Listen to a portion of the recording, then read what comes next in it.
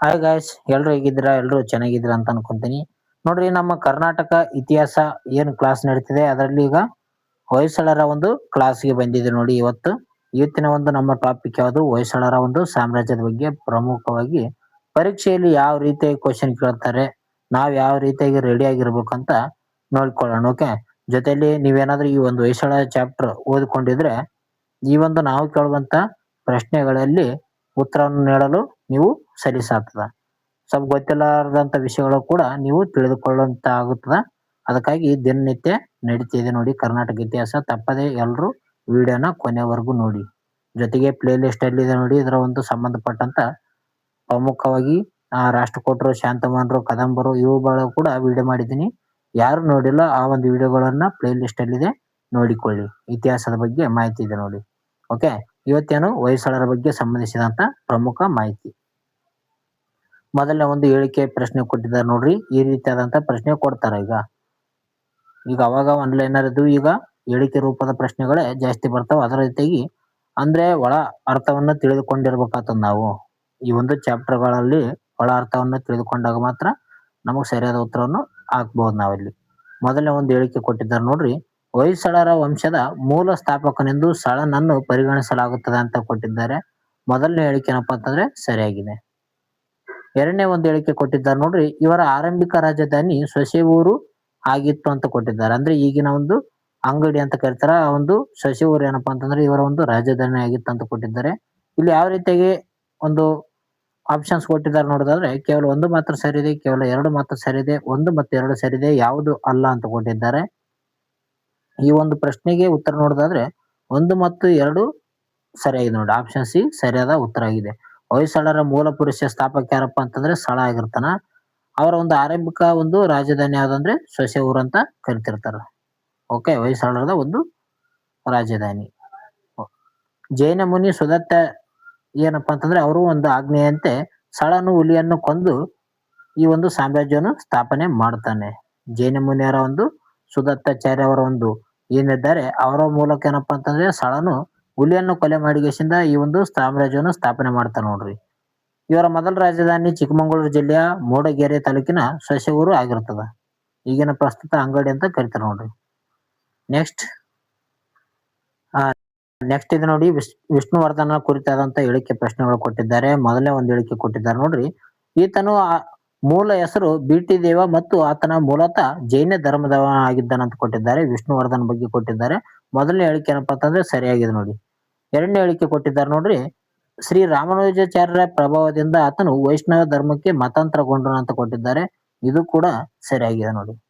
Okay, Shri ರಾಮಾನುಜಾಚಾರ್ಯರ ಒಂದು ಪ್ರಭಾವದಿಂದ ಈತನೇನಪ್ಪಾ ಅಂತಂದ್ರೆ ವಿಷ್ಣುವರ್ಧನ ವೈಷ್ಣವ ಧರ್ಮಕ್ಕೆ ಮತಾಂತರಗೊಳ್ತಾನ. ಇಲ್ಲಿ ಒಂದು ಸರಿದೆ, ಎರಡು ಸರಿ, ಒಂದೆರಡು ಸರಿ, ಎರಡು ತಪ್ಪು ಅಂತ ಕೊಟ್ಟಿದ್ದಾರೆ. ಇಲ್ಲಿ ಒಂದು ಎರಡು ಸರಿಯಾಗಿ ನೋಡಿ. ವಿಷ್ಣುವರ್ಧನಗೆ ಮೂಲ ಹೆಸರು ಏನಪ್ಪಾ ಅಂತಂದ್ರೆ ಬಿಟಿ ದೇವ ಅಂತ ಇರ್ತದ. ಈತನು ಮೂಲತಃ ಜೈನ ಧರ್ಮದವನಾಗಿರ್ತಾನ. ನಂತರ ರಾಮಾನುಜಾಚಾರ್ಯರ ಒಂದು ಪ್ರಭಾವದಿಂದ ವೈಷ್ಣವ ಧರ್ಮಕ್ಕೆ ಮತಾಂತರಗೊಳ್ತಾನ ನೋಡ್ರಿ. ಓಕೆ, ಒಂದು ಮತ್ತು ಎರಡು ಸರಿಯಾಗಿದೆ ನೋಡಿ. ಬಿಟಿ ದೇವನು ಶ್ರೀ ವಿಷ್ಣು ದೈತ ತತ್ವಜ್ಞಾನಿ ಶ್ರೀ ರಾಮಾನುಜಾಚಾರ್ಯರ ಒಂದು ಬೋಧನೆಗಳಿಂದ ಪ್ರಭಾವಿತನಾಗಿಸಿಂದ ಜೈನ ಧರ್ಮದಿಂದ ವೈಷ್ಣವ ಧರ್ಮಕ್ಕೆ ಮತಾಂತರಗೊಳ್ತಾನ. ವಿಷ್ಣುವರ್ಧನ ಎಂಬ ಒಂದು ಹೆಸರು ಪಡಿತಾನಂತ ಹೇಳ್ಬೋದು. ವಿಷ್ಣುವರ್ಧನ ಮೊದಲ ಹೆಸರು ಏನಂತ ಕೂಡ ಪರೀಕ್ಷೆಯಲ್ಲಿ ಕೇಳಿದ್ದಾರೆ. ಬಿಟಿ ದೇವ್ ಅಂತ ಇರ್ತದೆ ನೋಡ್ರಿ. ನೆಕ್ಸ್ಟ್, ಯುದ್ಧ ಮತ್ತು ವಿಜಯಗಳ ಬಗ್ಗೆ ಕುರಿತು ಇದೆ ನೋಡಿ. ಮೊದಲನೇ ಒಂದು ಹೇಳಿಕೆ, ವಿಷ್ಣುವರ್ಧನನು ತಲಕಾಡಿನಲ್ಲಿ ಚೋಳರನ್ನು ಸೋಲಿಸಿದನಂತ ಕೊಟ್ಟಿದ್ದಾರೆ. ಎರಡನೇ ಒಂದು ಹೇಳಿಕೆ ಕೊಟ್ಟಿದ್ದಾರೆ, ಈ ಒಂದು ವಿಜಯದ ನೆನಪಿಗಾಗಿ ಆತನು ತಲಕಾಡುಗೊಂಡ ಎಂಬ ಬಿರುದನ್ನು ಧರಿಸಿದ ಅಂತ ಕೊಟ್ಟಿದ್ದಾರೆ. ಒಂದು ಸರಿ, ಎರಡು ಸರಿ, ಒಂದು ಎರಡು ಸರಿ, ಎರಡು ತಪ್ಪಂತ ಕೊಟ್ಟಿದ್ದಾರೆ. ಇದು ಪ್ರಶ್ನೆಗೆ ಸರಿಯಾದ ಉತ್ತರ ನೋಡೋದಾದ್ರೆ ಒಂದು ಮತ್ತು ಎರಡು ಹೇಳಿಕೆಗಳು ಸರಿಯಾಗಿ ನೋಡಿ. ವಿಷ್ಣುವರ್ಧನ ಏನಪ್ಪಾ ಅಂತಂದ್ರೆ ತಲಕಾಡಿನಲ್ಲಿ ಚೋಳರನ್ನು ಸೋಲಿಸ್ತಾನ. ಆ ಒಂದು ಸೋಲಿಸಿದ ಒಂದು ವಿಜಯದ ನೆನಪಿಗಾಗಿ ತಲಕಾಡುಗೊಂಡ ಎಂಬ ಒಂದು ಬಿರುದನ್ನು ಪಡೆದುಕೊಳ್ಳುತ್ತಾನೆ. ಯಾರು? ವಿಷ್ಣುವರ್ಧನ. ತಲಕಾಡುಗೊಂಡ ಎಂಬ ಒಂದು ಬಿರುದನ್ನು ಪಡೆದಂತ ವ್ಯಕ್ತಿ ಯಾರಂತ ಕೂಡ ಕೇಳಿದ್ದಾರೆ. ಯಾರಂದ್ರೆ ವಿಷ್ಣುವರ್ಧನ ಆಗಿರ್ತಾನೆ ನೋಡ್ರಿ. ಒಂದು ಮತ್ತು ಎರಡು ಸರಿಯಾಗಿದೆ ಈ ಒಂದು ಪ್ರಶ್ನೆಗೆ. ಓಕೆ, ಕ್ರಿಸ್ತ ಶಕ 1116ರಲ್ಲಿ ವಿಷ್ಣುವರ್ಧನ ಏನಪ್ಪಾ ಅಂತಂದ್ರೆ ಸೇನಾಪತಿ ಗಂಗರಾಜನು ಚೋಳರ ಸೇನಾನಿ ಆದಿ ಮಾನವನನ್ನು ಸೋಲಿಸಿ ತಲಕಾಡನ್ನು ವಶಪಡಿಸಿಕೊಳ್ತಾನೆ. ಈ ಒಂದು ಸಾಧನೆಗಾಗಿ ವಿಷ್ಣುವರ್ಧನ ತಲಕಾಡುಗೊಂಡ ಎಂಬ ಒಂದು ಬಿರುದನ್ನು ಹೊಂದುತ್ತಾನೆ ಅಂತ ಹೇಳಬಹುದು ನೋಡಿ. ಓಕೆ, ತಲಕಾಡುಗೊಂಡ ಎಂಬ ಬಿರುದನ್ನು ಹೊಂದಿದ ಯಾರಂದ್ರೆ ವಿಷ್ಣುವರ್ಧನ ಆಗಿರ್ತಾನೆ. ನೆಕ್ಸ್ಟ್ ಬೇಲೂರು ದೇವಾಲಯಗಳ ಬಗ್ಗೆ ಕೇಳಿದ್ದಾರೆ ನೋಡ್ರಿ. ಮೊದಲನೇ ಒಂದು ಹೇಳಿಕೆ, ಬೇಲೂರಿನ ಚೆನ್ನಕೇಶವ ದೇವಾಲಯವನ್ನು ವಿಷ್ಣುವರ್ಧನ್ ನಿರ್ಮಾಣ ಮಾಡಿದ್ದಾನೆ ಅಂತ ಕೊಟ್ಟಿದ್ದಾರೆ. ಎರಡನೇ ಒಂದು ಹೇಳಿಕೆ ಕೊಟ್ಟಿದ್ದಾರೆ, ಇದು ಕಲ್ಯಾಣ ಚಾಲುಕ್ಯರ ಮೇಲಿನ ವಿಜಯದ ಒಂದು ಸ್ಮರಣಾರ್ಥವಾಗಿ ನಿರ್ಮಿಸಲಾಗಿದೆ ಅಂತ ಕೊಟ್ಟಿದ್ದಾರೆ. ಇದಕ್ಕೆ ಉತ್ತರ ನೋಡೋದಾದ್ರೆ ಒಂದನೇ ಹೇಳಿಕೆ ಸರಿಯಾಗಿದೆ ನೋಡಿ, ಎರಡನೇ ಒಂದು ಹೇಳಿಕೆ ತಪ್ಪಾಗಿದೆ. ಇಲ್ಲಿ ಕಲ್ಯಾಣದ ಚಾಲುಕ್ಯರು ಅಂತ ಕೊಟ್ಟಿದ್ದಾರೆ, ಅದಕ್ಕಾಗಿ ಇದು ತಪ್ಪಾಗಿದೆ ನೋಡ್ರಿ. ಇದಕ್ಕೆ ಸರಿಯಾದ ಉತ್ತರ ಯಾವುದು? ಕೇವಲ ಒಂದು ಮಾತ್ರ ಸರಿಯಾಗಿದೆ ಅಂತಾನೆ ಹೇಳ್ತೀವಿ. ಓಕೆ, ಯಾಕಪ್ಪ ಅಂತಂದ್ರೆ ಆ ಬೇಲೂರಿನ ಚೆನ್ನಕೇಶವ ದೇವಾಲಯವನ್ನು ಚೋಳರ ಒಂದು ಮೇಲಿನ ವಿಜಯದ ನೆನಪಿಗಾಗಿ ಇದು ನಿರ್ಮಾಣ ಮಾಡಲಾಗುತ್ತದೆ. ಓಕೆ, ಚೋಳರ ಒಂದು ವಿಜಯದ ನೆನಪಿಗಾಗಿ 1117ರಲ್ಲಿ ಈ ಒಂದು ಚೋಳರ ಮೇಲೆ ನಡೀತದೆ ನೋಡ್ರಿ ಯುದ್ಧ. ಅದಕ್ಕಾಗಿ ಈ ಒಂದು ನಿರ್ಮಾಣ ಮಾಡ್ತಾನ. ನೆಕ್ಸ್ಟ್ ಪ್ರಶ್ನೆ ಬಂದಿದೆ ನೋಡಿ, ವೀರಬಲ್ಲಾಳ 2 ಆತನ ಕುರಿತಾದಂತ ಪ್ರಮುಖ ಪ್ರಶ್ನೆ ಬಂದಿದೆ ಇಲ್ಲಿ. ಓಕೆ, ಮೊದಲನೇದಾಗಿ ಕೊಟ್ಟಿದ್ದಾರೆ ನೋಡ್ರಿ, ಎರಡನೇ ವೀರಬಲ್ಲಾಳನು ಸೊರಟೂರು ಕದನದಲ್ಲಿ ಸೇವಣರನ್ನು ಸೋಲಿಸಿದನಂತ ಕೊಟ್ಟಿದ್ದಾರೆ. ಅಂದ್ರೆ ಯಾದವರನ್ನು ಸೋಲಿಸಿದನಂತ ಕೊಟ್ಟಿದ್ದಾರೆ. ಆ ಎರಡನೇ ಹೇಳಿಕೆ ಕೊಟ್ಟಿದ್ದಾರೆ, ಈತನು ದಕ್ಷಿಣದ ಚಕ್ರವರ್ತಿ ಎಂಬ ಒಂದು ಬಿರುದನ್ನು ಪಡೆದಿದ್ದನಂತ ಕೊಟ್ಟಿದ್ದಾರೆ. ಓಕೆ, ಈ ಒಂದು ಪ್ರಶ್ನೆಗೆ ಉತ್ತರ ನೋಡೋದಾದ್ರೆ 1 ಮತ್ತು 2 ಹೇಳಿಕೆಗಳು ಸರಿಯಾಗಿರೋದು. ಆಪ್ಷನ್ ಸಿ 1 ಮತ್ತು 2 ಹೇಳಿಕೆಗಳು ಏನಪ್ಪಾ ಅಂತಂದ್ರೆ ಈ ಒಂದು ಪ್ರಶ್ನೆಗೆ ಸರಿಯಾದ ಉತ್ತರ ಇದೆ ಅಂತ ಹೇಳ್ಬೋದು. 1190ರಲ್ಲಿ ಏನಪ್ಪಾ ಅಂತಂದ್ರೆ ಈ ಒಂದು ಸೊರಟೂರು ಕದನ ನಡೀತದ. ಇದರಲ್ಲಿ ಎರಡನೇ ವೀರಬಲ್ಲಾಳನು ಸೇವಣರ ಒಂದು 5ನೇ ಬಿಲ್ಲವನನ್ನು ಏನಪ್ಪಾ ಅಂತಂದ್ರೆ ಸೋಲಿಸ್ತಾನ ಅಂತ ಹೇಳ್ತೀವಿ. ಚಾಲುಕ್ಯರ ಮೇಲಾಧಾರದಿಂದ ಹೊಯ್ಸಳರ ಸಾಮ್ರಾಜ್ಯವು ಸಂಪೂರ್ಣವಾಗಿ ಸ್ವಾತಂತ್ರ್ಯಗೊಳ್ಳುತ್ತದ ನಂತರದಲ್ಲಿ. ಓಕೆ, ಸೊರಟೂರ ಕದನ ಯಾವಾಗ ನಡೆದಪ್ಪ ಅಂತಂದ್ರೆ 1190ರಲ್ಲಿ. ಯಾರ್ಯಾರ ಮಧ್ಯೆ ಅಂದ್ರೆ ಎರಡನೇ ವೀರಬಲ್ಲಾಳ ಮತ್ತು 5ನೇ ಬಿಲ್ಲವನನ್ನು ಅವರ ಮಧ್ಯೆ ನಡೀತದೆ ನೋಡ್ರಿ. ನೆಕ್ಸ್ಟ್, ಹೊಯ್ಸಳರ ಒಂದು ವಾಸ್ತುಶಿಲ್ಪದ ಕುರಿತಾದಂತ ಪ್ರಮುಖ ಹೇಳಿಕೆ ಪ್ರಶ್ನೆಗಳು ಬಂದಿದ್ದಾವೆ ನೋಡ್ರಿ. ಮೊದಲನೇ ಒಂದು ಹೇಳಿಕೆ ಕೊಟ್ಟಿದ್ದಾರೆ, ಹೊಯ್ಸಳರ ವಾಸ್ತುಶಿಲ್ಪವು ವೇಸರ ಶೈಲಿಗೆ ಸೇರಿದ್ದು ದೇವಾಲಯಗಳು ನಕ್ಷತ್ರಾಕಾರದ ತಳವಿನ್ಯಾಸಗಳನ್ನು ಹೊಂದಿವೆ ಅಂತ ಕೊಟ್ಟಿದ್ದಾರೆ. ಮೊದಲ ಹೇಳಿಕೆ ಏನಪ್ಪಾ ಅಂತಂದ್ರೆ ಸರಿಯಾಗಿದೆ ನೋಡಿ, ಹೊಯ್ಸಳರ ವಾಸ್ತುಶಿಲ್ಪದ ಶೈಲಿ ವೇಸರ ಶೈಲಿ ಇರ್ತದೆ. ಎರಡನೇ ಹೇಳಿಕೆ ಕೊಟ್ಟಿದ್ದಾರೆ, ಇವರು ದೇವಾಲಯಗಳ ನಿರ್ಮಾಣಕ್ಕೆ ಬಳಪದ ಕಲ್ಲನ್ನು ಬಳಸುತ್ತಿದ್ದಾರೆ ಅಂತ ಕೊಟ್ಟಿದ್ದಾರೆ. ಇದು ಕೂಡ ಸರಿಯಾಗಿದೆ ನೋಡಿ. ಓಕೆ, 1 ಮತ್ತು 2 ಸರಿಯಾಗಿದೆ ಅಂತ ಹೇಳ್ತೀವಿ ನಾವು. ಜಗತ್ಯ ಅಂತ ಕರಿತೀವಿ ನಾವು. ಅಂದ್ರೆ ಎತ್ತರದ ಪೀಠದಲ್ಲಿ ಇವ್ರು ಏನ್ ಮಾಡ್ತಿರ್ತಾರ ಅಂದ್ರೆ ನಕ್ಷತ್ರಾಕಾರದ ವಿನ್ಯಾಸದ ಮತ್ತು ಮೃದುವಾದ ಬಳಪದ ಕಲ್ಲಿನ ಅತ್ಯಂತ ಸೂಕ್ಷ್ಮ ಕೆತ್ತನೆಗಳನ್ನು ಹೊಯ್ಸಳರ ವಾಸ್ತುಶಿಲ್ಪದ ಪ್ರಮುಖ ಮತ್ತು ವಿಶಿಷ್ಟ ಲಕ್ಷಣ ಆಗಿದೆ ಅಂತ ಹೇಳ್ಬೋದು. ಇವರು ಯಾವ ರೀತಿಯಾಗಿ ಒಂದು ದೇವಾಲಯ ನಿರ್ಮಾಣ ಮಾಡ್ತಿದ್ರಪ್ಪ ಅಂತಂದ್ರೆ ನಕ್ಷತ್ರಾಕಾರದ ತಳವಿನ್ಯಾಸವನ್ನು ಮಾಡ್ತಿದ್ರು. ಅಂದ್ರೆ ನಕ್ಷತ್ರಾಕಾರ ತಳವಿನ್ಯಾಸ ಮಾಡಿ ಅದರ ಮೇಲೆ ಈ ಒಂದು ದೇವಾಲಯವನ್ನು ಕಟ್ಟುತ್ತಿರ್ತಾರೆ ನೋಡ್ರಿ. ಓಕೆ, ಈ ರೀತಿಯಾದಂತ ಒಂದು ದೇವಾಲಯವನ್ನು ಕಟ್ತಾರೆ ಯಾರಪ್ಪ ಅಂತಂದ್ರೆ ಹೊಯ್ಸಳರು. ಪರೀಕ್ಷೆಯಲ್ಲಿ ಯಾವ ರೀತಿಯಾಗಿ ಕೇಳಿದ್ದಾರೆ ಅಂದ್ರೆ ನಕ್ಷತ್ರಾಕಾರದ ತಳವಿನ್ಯಾಸವನ್ನು ಹೊಂದಿರುವಂತ ದೇವಾಲಯವನ್ನು ಕಟ್ಟಿದಂತ ರಾಜವಂಶ ಯಾವುದಂತ ಕೂಡ ಕೇಳಿದ್ದಾರೆ. ನೆಕ್ಸ್ಟ್ ಬಂದಿದೆ ನೋಡಿ, 7ನೇ ಪ್ರಶ್ನೆ, ಹಳೇಬೀಡು ದೇವಾಲಯಕ್ಕೆ ಸಂಬಂಧಿಸಿದಂತ ಒಂದು ಪ್ರಮುಖ ಪ್ರಶ್ನೆ. ಹಳೇಬೀಡಿನ ಹೊಯ್ಸಳೇಶ್ವರ ದೇವಾಲಯವನ್ನು ವಿಷ್ಣುವರ್ಧನ ಕಾಲದಲ್ಲಿ ಕೇತಮಲ್ಲ ಎಂಬ ಒಂದು ದಂಡನಾಯಕ ನಿರ್ಮಿಸಿದ ಅಂತ ಕೊಟ್ಟಿದ್ದಾರೆ. ಎರಡನೇ ಒಂದು ಹೇಳಿಕೆ ಕೊಟ್ಟಿದ್ದಾರೆ, ಈ ಒಂದು ದೇವಾಲಯವು ಶಿವನಿಗೆ ಸಮರ್ಪಿತವಾದ ಜೋಡಿ ದೇವಾಲಯ ಅಂದ್ರೆ ದ್ವಿಕೂಟ ದೇವಾಲಯ ಅಂತ ಕೊಟ್ಟಿದ್ದಾರೆ. ದ್ವಿಕೂಟ ದೇವಾಲಯ ಅಂತ ಕೊಟ್ಟಿದ್ದಾರೆ ನೋಡಿ ಪ್ರಶ್ನೆಯನ್ನ ಸರಿಯಾದ ರೀತಿಯಲ್ಲಿ ಓದಿಕೊಳ್ಳಿ. ಓಕೆ, ಯಾಕಪ್ಪ ಅಂತಂದ್ರೆ ಉತ್ತರವನ್ನು ಕಂಡುಹಿಡಬೇಕಲ್ಲ ಅದಕ್ಕೆ. ಓಕೆ, ಈ ಒಂದು ಪ್ರಶ್ನೆ ಏನಪ್ಪಾ ಅಂತಂದ್ರೆ ನಿಮಗಾಗಿ ಕೊಡ್ತಾ ಇದ್ದೀನಿ ನೋಡಿ, ಪ್ರಮುಖವಾದಂತ ಪ್ರಶ್ನೆ ಇದೆ ಇದು. ಓಕೆ, ಹೊಯ್ಸಳರ ಒಂದು ಸಾಮ್ರಾಜ್ಯದ ಬಗ್ಗೆ ಯಾರು ಓದ್ಕೊಂಡಿರೋ ಅವರಿಗೆ ಈ ಒಂದು ಪ್ರಶ್ನೆಗೆ ಉತ್ತರ ಹೇಳಲು ಸಾಧ್ಯ ಆಗ್ತದ. ಈ ಒಂದು ವಿಡಿಯೋ ಇಷ್ಟ ಆಗಿತ್ತು ಅಂದ್ರೆ ಲೈಕ್ ಮಾಡ್ರಿ ಬೇಗನೆ. ನೆಕ್ಸ್ಟ್ ಪ್ರಶ್ನೆ ಹೋಗೋಣ ಸ್ನೇಹಿತರೆ. ನೆಕ್ಸ್ಟ್ ಪ್ರಶ್ನೆ ಬಂದ ನೋಡಿ, ವೀರಬಲ್ಲಾಳ 3ರ ಬಗ್ಗೆ ಕುರಿತು ಪ್ರಶ್ನೆ ಕೇಳಿದ್ದಾರೆ. ಓಕೆ, ಮೊದಲೇ ಒಂದು ಹೇಳಿಕೆ ಪ್ರಶ್ನೆ ಕೊಟ್ಟಿದ್ದಾರೆ, 3ನೇ ಬಲ್ಲಾಳನು ಹೊಯ್ಸಳರ ವಂಶದ ಕೊನೆಯ ಶ್ರೇಷ್ಠ ದೊರೆಯಾಗಿದ್ದಾನಂತ ಕೊಟ್ಟಿದ್ದಾರೆ. ಎರಡನೇ ಒಂದು ಹೇಳಿಕೆ ಕೊಟ್ಟಿದ್ದಾರೆ, ಆತನು ದೆಹಲಿ ಸುಲ್ತಾನರ ಸೇನಾನಿ ಮಲಿಕ್ ಕಾಫೂರ್ನ ಒಂದು ದಕ್ಷಿಣ ಭಾರತ ದಂಡಯಾತ್ರೆಯನ್ನು ಎದುರಿಸಿದ್ದನಂತ ಕೊಟ್ಟಿದ್ದಾರೆ. 1 ಸೇರಿದೆ 2 ಸೇರಿದೆ 1 2 ಸೇರಿದೆ 2 ತಪ್ಪಂತ ಕೊಟ್ಟಿದ್ದಾರೆ ಇಲ್ಲಿ. ಇದಕ್ಕೆ ಉತ್ತರ ನೋಡೋದಾದ್ರೆ 1 ಮತ್ತು 2 ಏನಪ್ಪಾ ಅಂತಂದ್ರೆ ಹೇಳಿಕೆಗಳು ಸರಿಯಾಗಿವೆ. ಈ ಒಂದು 3ನೇ ವೀರಬಲ್ಲಾಳ ಏನಪ್ಪಾ ಅಂತಂದ್ರೆ ಹೊಯ್ಸಳರ ವಂಶದ ಕೊನೆಯ ಶ್ರೇಷ್ಠ ದೊರೆಯಾಗಿರ್ತಾನ. ಅಂದ್ರೆ ಶ್ರೇಷ್ಠ ದೊರೆ ಯಾರಾಗಿರ್ತಾರ ಅಂದ್ರೆ 3ನೇ ಬಲ್ಲಾಳ. ಆತನ ಏನಪ್ಪಾ ಅಂತಂದ್ರೆ ಈ ಒಂದು ಅಲಾವುದ್ದೀನ್ ಖಿಲ್ಜಿಯ ಒಂದು ಸೇನಾಧಿಪತಿ ಆಗಿರುವಂತ ಮಲಿಕ್ ಕಾಫೂರ್ ದಕ್ಷಿಣ ಭಾರತದ ದಾಳಿ ಮಾಡುವಂತ ಸಂದರ್ಭದಲ್ಲಿ ಈ ಒಂದು 3ನೇ ವೀರಬಲ್ಲಾಳನ ಮೇಲೆ ದಾಳಿ ಮಾಡ್ತಾನ. ಓಕೆ, 1300 10ರಲ್ಲಿ ದಾಳಿ ಮಾಡ್ತಾನ ನೋಡ್ರಿ. 10, 11ರಲ್ಲಿ ದಾಳಿ ಮಾಡ್ತಾನ. ಓಕೆ. 1 ಮತ್ತು 2 ಸರಿಯಾಗಿ ನೋಡಿ. ಓಕೆ. ಕ್ರಿಸ್ತ ಶಕ 1311ರಲ್ಲಿ ಅಲಾವುದ್ದೀನ್ ಖಿಲ್ಜಿಯ ಸೇನಾನಿಯಾಗಿರುವಂತಹ ಮಲಿಕ್ ಕಾಫೂರ್ ಏನಪ್ಪಾ ಅಂತಂದ್ರೆ ಈ ಒಂದು ಹೊಯ್ಸಳರ ಸಾಮ್ರಾಜ್ಯದ ಮೇಲೆ ದಾಳಿ ಮಾಡಿದಂತ ಸಂದರ್ಭದಲ್ಲಿ ರಾಜ ಯಾರಾಗಿರ್ತಾನ ಅಂದ್ರೆ 3ನೇ ವೀರಬಲ್ಲಾಳ ರಾಜ ಆಗಿರ್ತಾನ. ಇವ್ರು ಏನಪ್ಪಾ ಅಂತಂದ್ರೆ ದೆಹಲಿಯೊಂದಿಗೆ ಒಪ್ಪಂದ ಮಾಡಿಕೊಳ್ತಾನ ಈತ 3ನೇ ವೀರಬಲ್ಲಾಳ. ಓಕೆ. ಯಾವ ರೀತಿಯಾಗಿ ಈ ಒಂದು ಪ್ರಶ್ನೆ ಕೂಡ ಪ್ರಮುಖವಾಗಿದೆ ನೋಡ್ರಿ. ಅಲಾವುದ್ದೀನ್ ಖಿಲ್ಜಿಯ ಒಂದು ಸೇನಾನಿಯಾಗಿರುವಂತಹ ಮಲಿಕ್ ಕಾಫೂರ್ ದಕ್ಷಿಣ ಭಾರತದ ಮೇಲೆ ದಂಡೆತ್ತಿ ಬಂದಂತ ಸಂದರ್ಭದಲ್ಲಿ ಕರ್ನಾಟಕದ ರಾಜ್ಯನಾಗಿ ಯಾರು ಹೋರಾಟ ಮಾಡಿದ್ರಪ್ಪ ಅಂತಂದ್ರೆ 3ನೇ ವೀರಬಲ್ಲಾಳ. ಯಾರ ಮೇಲೆ ಹೋರಾಟ ಮಾಡಿದ್ರಪ್ಪ ಅಂತಂದ್ರೆ 3ನೇ ವೀರಬಲ್ಲಾಳನ ಮೇಲೆ ಒಂದು ಮಲಿಕ್ ಕಾಫೂರ್ ದಾಳಿಯನ್ನು ಮಾಡ್ತಾನ. ನೆಕ್ಸ್ಟ್ ಹೊಯ್ಸಳರ ಸಾಹಿತ್ಯದ ಕುರಿತು ಬಂದಿದೆ ನೋಡಿ. ಮೊದಲೇ ಒಂದು ಹೇಳಿಕೆ ಕೊಟ್ಟಿದ್ದಾರೆ. ಜನ್ನ ಕವಿ ಹೊಯ್ಸಳರ ಆಸ್ಥಾನದ ಪ್ರಸಿದ್ಧ ಕನ್ನಡ ಕವಿಯಾಗಿರ್ತಾನೆ ಅಂತ ಕೊಟ್ಟಿದ್ದಾರೆ. ಈ ಒಂದು ಹೇಳಿಕೆ ಸರಿಯಾಗಿದೆ. ಎರಡನೇ ಒಂದು ಹೇಳಿಕೆ ಕೊಟ್ಟಿದ್ದಾರೆ. ಆತನ ಪ್ರಸಿದ್ಧ ಕೃತಿ ಯಾವ್ದಪ್ಪ ಅಂತಂದ್ರೆ ಯಶೋಧ ಚರಿತೆ ಅಂತ ಕೊಟ್ಟಿದ್ದಾರೆ. ಈ ಒಂದು ಹೇಳಿಕೆ ಕೂಡ ಸರಿಯಾಗಿದೆ ನೋಡಿ. ಇಲ್ಲಿ 1, 2 ಸರಿಯಾಗಿ ನೋಡಿ. ಆಪ್ಷನ್ ಸಿ ಏನಪ್ಪಾ ಅಂತಂದ್ರೆ ಸರಿಯಾಗಿದೆ. ಓಕೆ. ಉಳಿಕೆಲ್ಲ ರಾಂಗ್ ಆಗಿ ನೋಡಿ. ಅಂದ್ರೆ ಜನ್ನ ಕವಿ ಏನಪ್ಪಾ ಅಂತಂದ್ರೆ ಈ ಒಂದು ಹೊಯ್ಸಳರ ಆಸ್ಥಾನದ ಪ್ರಸಿದ್ಧ ಕವಿ ಆಗಿರ್ತಾನೆ, ಕನ್ನಡ ಕವಿ. ಈತನು ಏನ್ ರಚನೆ ಮಾಡ್ತಾನ? ಈತನ ಕೃತಿ ಯಶೋಧ ಚರಿತೆ. ಪರೀಕ್ಷೆಯಲ್ಲಿ ಯಶೋಧ ಚರಿತೆಯನ್ನು ಬರೆದಂತ ವ್ಯಕ್ತಿಗಳು ಯಾರಂತ ಕೊಟ್ಟಿದ್ದಾರೆ? ಜನ್ನ ನೋಡ್ರಿ.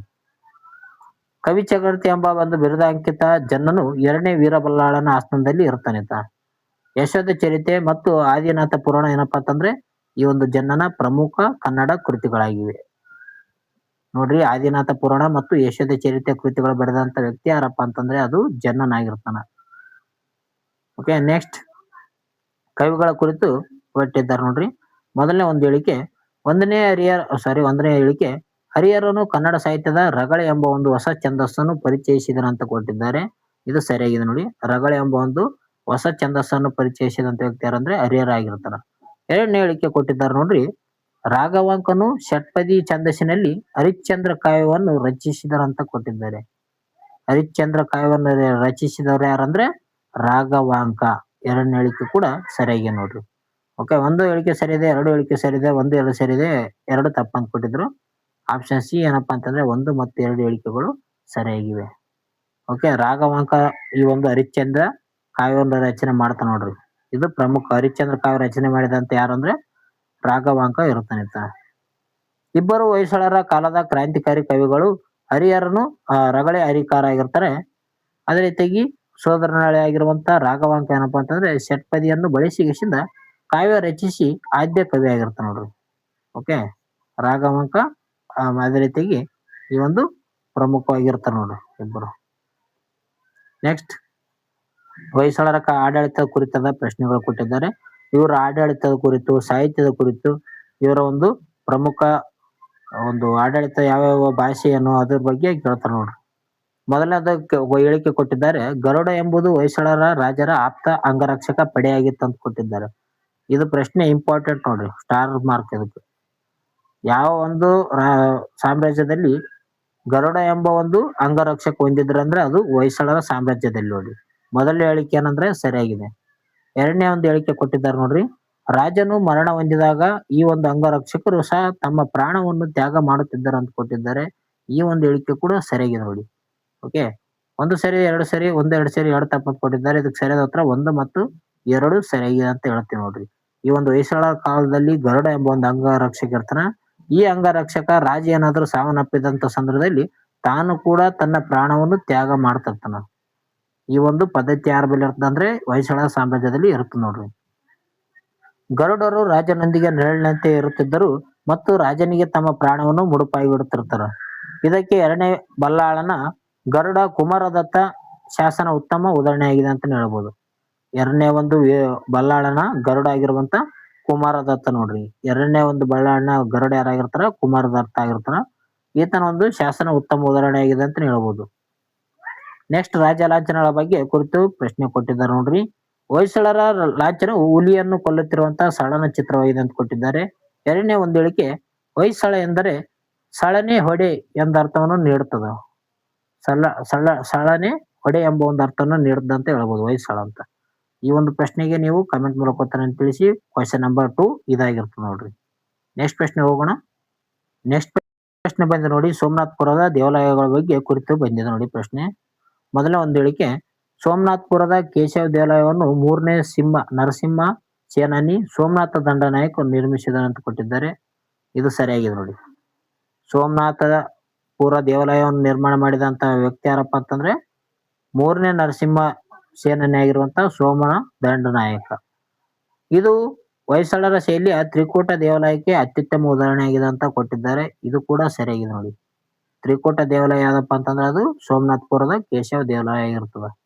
ಓಕೆ, 1 ಮತ್ತು 2 ಸರಿಯಾಗಿದೆ ನೋಡಿ. ಆಪ್ಷನ್ ಸಿ ಸರಿಯಾದ ಉತ್ತರ.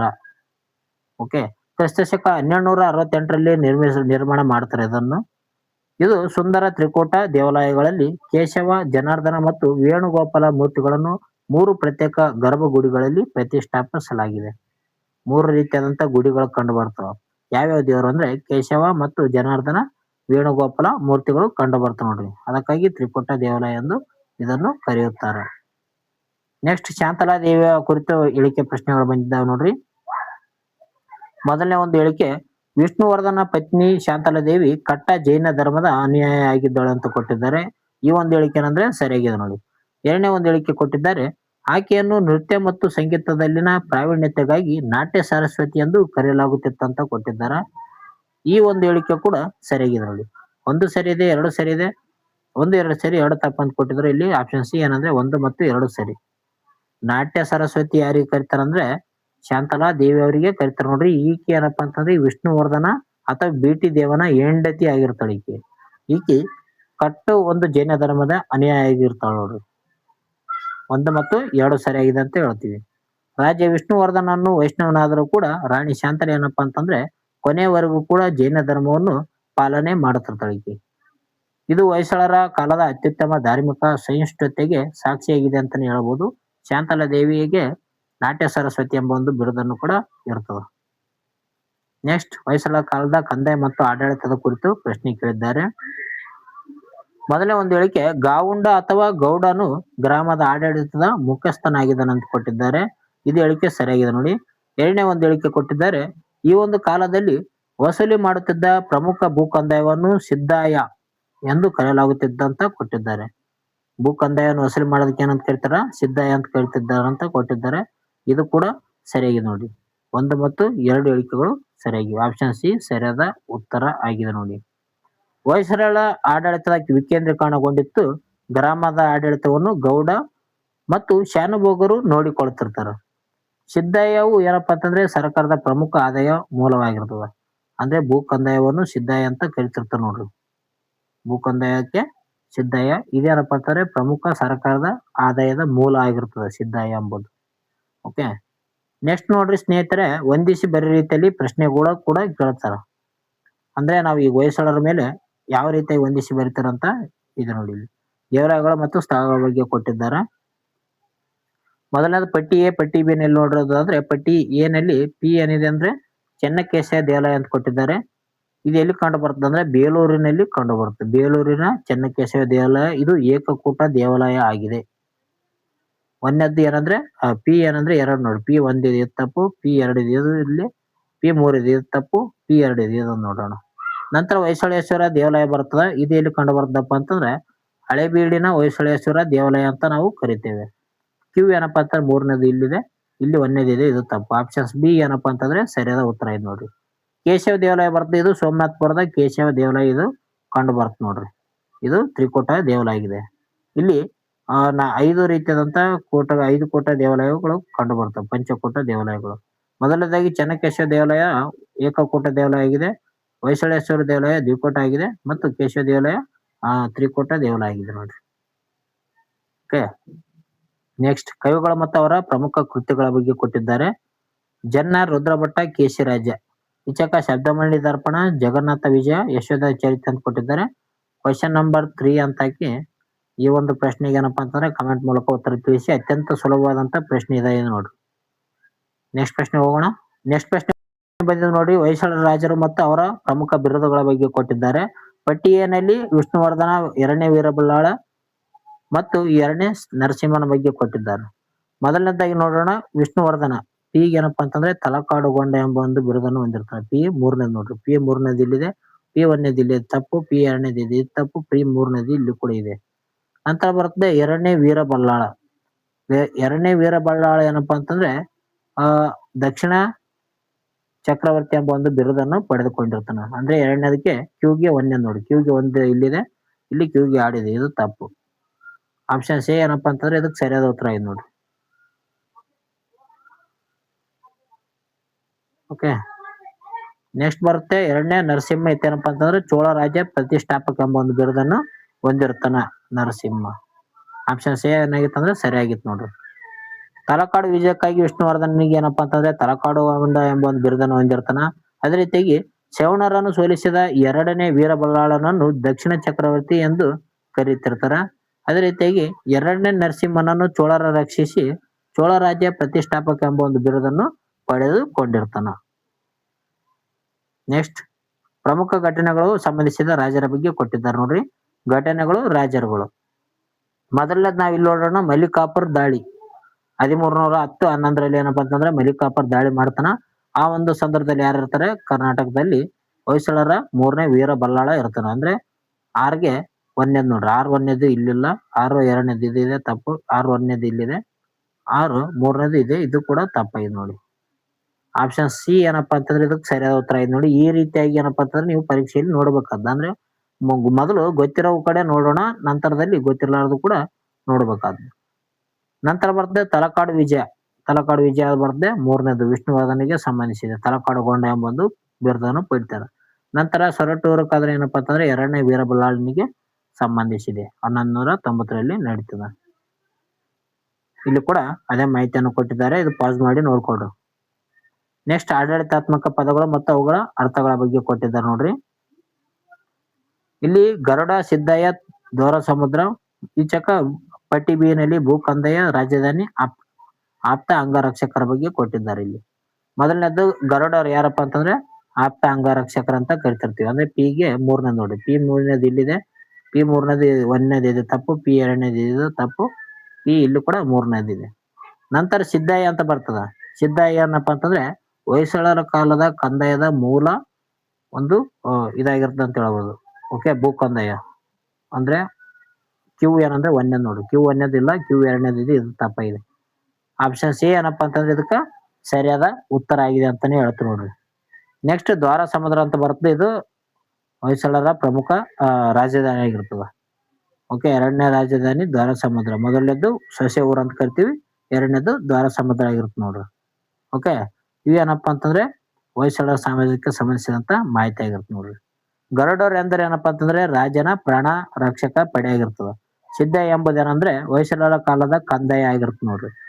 ಅದೇ ರೀತಿಯಾಗಿ ದ್ವಾರ ಸಮುದ್ರ ಏನಪ್ಪಾ ಅಂತಂದ್ರೆ ಹೊಯ್ಸಳರ ಪ್ರಸಿದ್ಧ ರಾಜಧಾನಿ ಆಗಿರುತ್ತೆ. 2ನೇ ರಾಜಧಾನಿ ದ್ವಾರ ಸಮುದ್ರ. ಇದನ್ನು ಹಳೆಬೀಡು ಅಂತ ಕರಿತಿರ್ತಾರೆ.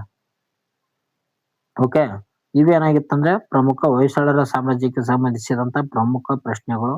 ಈ ಪ್ರಶ್ನೆಗಳು ನಿಮ್ಗೆ ಇಷ್ಟ ಆಗಿತ್ತಪ್ಪ ಅಂತಂದ್ರೆ ಲೈಕ್ ಮಾಡಿ, ಶೇರ್ ಮಾಡಿ. ಮೊದಲು ಹೊಸಬ್ರು ಯಾರಿದ್ರೆ ಸಬ್ಸ್ಕ್ರೈಬ್ ಆಗಿ. ಓಕೆ, ನಿಮ್ಮ ಸ್ನೇಹಿತರು ಕೂಡ ಈ ಒಂದು ವಿಡಿಯೋನ ಶೇರ್ ಮಾಡಿ ಸ್ನೇಹಿತರೆ.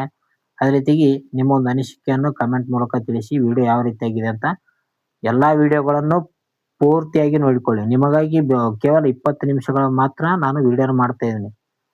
ಯಾರೋ ಕಮೆಂಟ್ ಹಾಕಿದ್ರು 40 ನಿಮಿಷ ಮಾಡ್ರಿ ಸರ್, ಇನ್ನೂ ಒಂದು 20 ಕ್ವಶನ್ ಎಕ್ಸ್ಟ್ರಾ ಆ್ಯಡ್ ಮಾಡ್ರಿ ಅಂತ ಹೇಳಿದ್ರು. ನಾವು ಕೂಡ ಮಾಡೋಣ ಮುಂದೆ. 30 ಕ್ವಶನ್ ಆದ್ರೆ ತಗೋಣ ಲಾಸ್ಟ್. ಜಾಸ್ತಿ ಎಷ್ಟು ಕ್ವಶನ್ ಬಿಡಿಸ್ತೀವಿ ಅಷ್ಟು ನಮ್ಗೆ ಏನಪ್ಪಾ ಅಂತಂದ್ರೆ ಅಭ್ಯಾಸ ಆಗುತ್ತೆ ಅಂತ ಹೇಳ್ಬೋದು. ಓಕೆ ಓಕೆ, ಲಾಸ್ಟ್ 30 ಕ್ವಶನ್ ಮಾಡೋಣ. ನಾವು ಮುಂದಿನ ಒಂದು ದಿನಗಳಲ್ಲಿ 30 MCQs ಅನ್ನು ಮಾಡೋಣ. ಓಕೆ, ಯಾಕಂದ್ರೆ ಜಾಸ್ತಿ MCQs ಬಿಡಿಸ್ಬೇಕು ಸ್ನೇಹಿತರೆ. ನೀವು ಬರೀ ಬುಕ್ ಓದ್ಕೊಂಡ್ ಕುಂತ್ರೆ ಆಗಲ್ಲ. ಆ ಒಂದು ಬುಕ್ಕದ ಮೇಲೆ, ಒಂದು ಚಾಪ್ಟರ್ ಮೇಲೆ ಎಷ್ಟು ಒಂದು ಸಾಮರ್ಥ್ಯ ಹೊಂದಿದ್ವಿ ಅಂತ ಯಾವಾಗ ಗೊತ್ತಾಗುತ್ತಂದ್ರ ನಾವು ಯಾವಾಗ ಈ ಒಂದು ರೀತಿಯಲ್ಲಿ ಬಿಡಿಸಕ್ ಟ್ರೈ ಮಾಡ್ತೀವಿ ಕ್ವಶನ್ ಅನ್ನು, ಅವಾಗ ನಮಗ್ ಗೊತ್ತಾಗುತ್ತಾ ಈ ಒಂದು ಚಾಪ್ಟರ್ ಅಲ್ಲಿ ನಾವ್ ಎಷ್ಟು ಸಾಮರ್ಥ್ಯ ಹೊಂದಿವಿ ಅಂತ. ಅದಕ್ಕಾಗಿ ನೀವು ಕೂಡ ತಪ್ಪದೇ ವಿಡಿಯೋಗಳನ್ನು ನೋಡ್ತಾ ಇರಿ ದಿನನಿತ್ಯ. ಅದೇ ರೀತಿಯಾಗಿ ಕ್ವಶನ್ ಗಳನ್ನು ನೋಡಿದಾಗ ಈ ಒಂದು ಚಾಪ್ಟರ್ ಮೇಲೆ ಎಷ್ಟು ನೀವು ಅಂಕಗಳನ್ನು ಪಡೆದಿರ ಅಂತ ಗೊತ್ತಾಗುತ್ತೆ. ಇವತ್ತಿನ ಈ ಒಂದು ವಿಡಿಯೋದಲ್ಲಿ ನಿಮ್ಮ ಒಂದು ಸ್ಕೋರ್ ಎಷ್ಟಾಗಿದೆ, ಅದೇ ರೀತಿಯಾಗಿ ನಾನು ಕೊಟ್ಟಿರುವಂತ 3 ಕ್ವಶನ್ ಇದಾವಲ್ಲ, ಆ 3 ಕ್ವಶನ್ಗಳನ್ನು ತಪ್ಪದೆ ಕಮೆಂಟ್ ಮೂಲಕ ಉತ್ತರವನ್ನು ತಿಳಿಸಿ. ನಿಮ್ಮ ಸ್ನೇಹಿತರು ಕೂಡ ಈ ಒಂದು ವಿಡಿಯೋನ ಶೇರ್ ಮಾಡಿ. ಮುಂದಿನ ಒಂದು ವಿಡಿಯೋದಲ್ಲಿ ಸಿಗೋಣ. ಟೇಕ್ ಕೇರ್ ಫ್ರೆಂಡ್ಸ್, ಬಾಯ್. ಅದೇ ರೀತಿಯಾಗಿ ಡಿಸ್ಕ್ರಿಪ್ಷನ್ ಅಲ್ಲಿ ಇನ್ಸ್ಟಾಗ್ರಾಮ್ ಲಿಂಕ್ ಕೊಟ್ಟಿದ್ದೀನಿ, ಅಲ್ಲಿ ಕೂಡ ಪ್ರಮುಖವಾಗಿ ಕ್ವಶನ್ ಕೇಳ್ತಾ ಇದ್ದೀನಿ ನೋಡ್ರಿ. ಆ ಒಂದು ಕ್ವಶನ್ಗಳಿಗೆ ಪ್ರಚಲಿತ ಘಟನೆಗಳ ಬಗ್ಗೆ ಕ್ವಶನ್ ಕೇಳ್ತಾ ಇದ್ದೀನಿ. ಉತ್ತರವನ್ನು ನೀಡಿ. ಓಕೆ. ಇನ್‌ಸ್ಟಾಗ್ರಾಮ್‌ನಲ್ಲಿ ಫಾಲೋ ಮಾಡಿ. ಡಿಸ್ಕ್ರಿಪ್ಷನ್ ಅಲ್ಲಿ ಲಿಂಕ್ ಇದೆ ನೋಡಿ. ಓಕೆ. ಮುಂದಿನ ಒಂದು ವಿಡಿಯೋದಲ್ಲಿ ಸಿಗೋಣ. Take care. ಬಾಯ್.